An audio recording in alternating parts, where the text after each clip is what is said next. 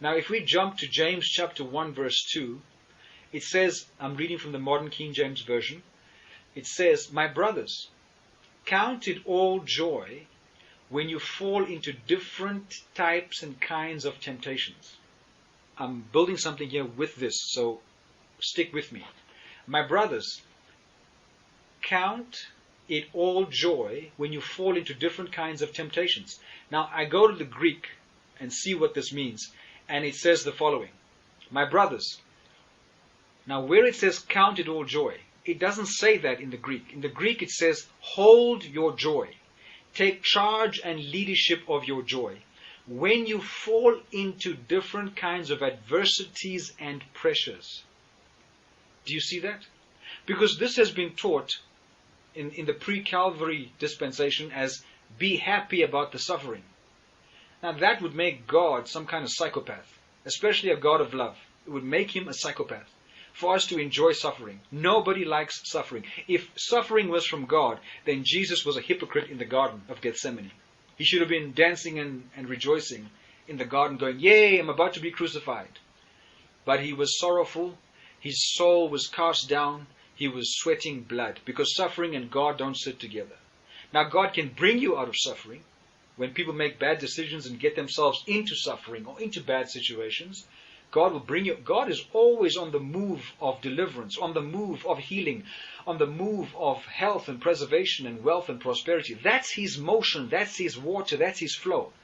It's us who've got to just cling on and intertwine with Him. Amen. So my brothers, hold on to your joy. Take charge of your joy. Take leadership of your joy when you fall into different kinds of adversities and pressures.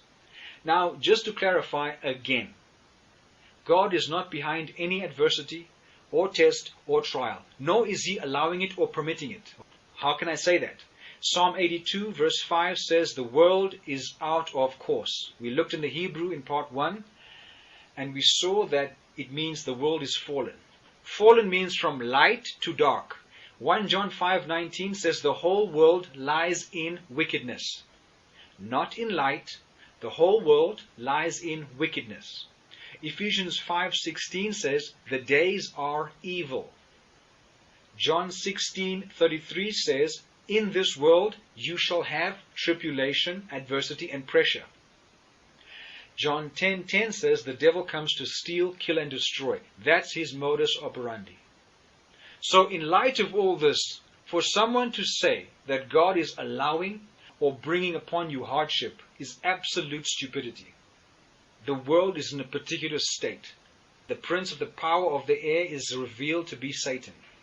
So the flow of the world is darkness, destruction, death and hell. That's the flow of the world. And Jesus comes along and says, I'm going to call you out. That's what church means in the Greek language. Church is the word ecclesia. It means I'm calling you out of this flow. I'm calling you out of this world of death. That's why we are in the world, but not of the world. We're not of this flow of death and hell and theft and all this crap. He's brought us out into His kingdom.